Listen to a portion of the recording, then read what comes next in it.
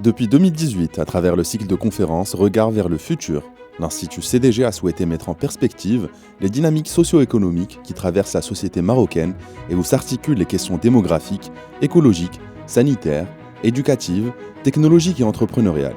Ces rencontres régulières sont l'occasion d'explorer ces tendances qui façonnent le futur, d'y déceler les contraintes pour répondre aux nouveaux besoins et d'une tentative de vue prospective à long terme.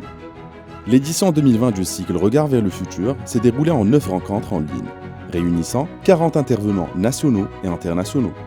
Fidèle à son esprit, elle a été ouverte à l'ensemble des acteurs qui, dans le contexte de la pandémie de la Covid-19 et de ses conséquences sur les activités humaines, s'interrogent sur la manière de croiser les questions d'éducation, de santé, de société et de l'entreprise au regard des progrès technologiques pour créer de nouvelles intelligences collectives à l'échelle nationale.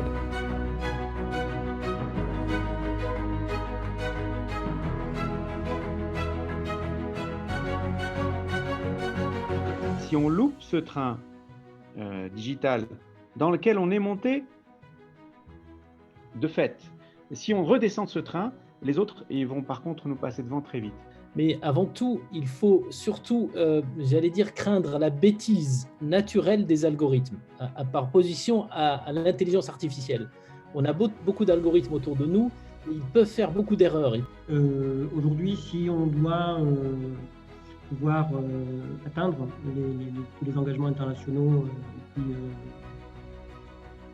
emprunter une trajectoire de la neutralité carbone, au fond, on doit mobiliser près de 5 700 milliards de dollars par an.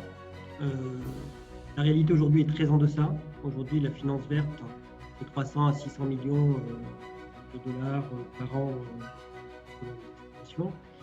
Donc, est-ce qu'on ne peut pas dire qu'il faut faire quelques universités de rang mondial, c'est-à-dire on leur donne cet objectif 5, 6, et on leur donne les moyens pour y arriver, au lieu d'avoir toutes les universités sur le même modèle.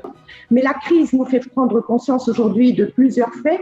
Premièrement, l'incertitude croissante sur la demande future du pétrole et du gaz et sur la volatilité des prix, l'attractivité croissante des solutions durables dans l'énergie, et notamment les énergies renouvelables et les technologies en cours d'évolution, la nécessaire évolution de nos modes de consommation et de production.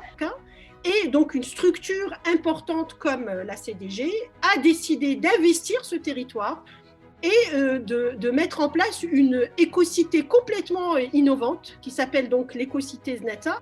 Mais le problème, c'est qu'aujourd'hui, on ne valorise pas assez le déchet. Nous avons un potentiel de valorisation de 20%, mais aujourd'hui, le taux de valorisation et de recyclage, il est de 7% seulement. Quelque part, si on laisse le vide, quelque chose va se mettre en place, que ce soit des moyens de transport formels ou des moyens de transport informels.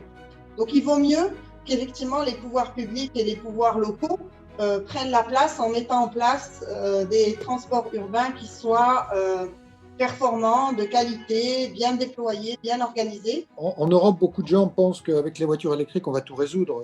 D'abord, elles vont mettre très très longtemps à arriver, très longtemps à remplacer les voitures thermiques, donc parce qu'elles coûtent plus cher, elles sont un élément de réponse, mais elles ne sont pas la réponse. C'est-à-dire qu'elles vont compter, qu'elles vont remplacer les voitures thermiques, mais que le but, c'est pas effectivement qu'on transforme nos bouchons de voitures thermiques en bouchons de voitures électriques, sinon on n'aura pas résolu, on n'aura pas des villes apaisées, on n'aura pas un fonctionnement partagé. Je pense qu'en fin de compte, cette nouvelle médecine qui arrive, qui est la médecine de précision, et la médecine personnalisée, préventive, participative, peut-être arriverait à réduire le coût et les dépenses aussi, et aussi l'acharnement thérapeutique qu'on est en train de faire.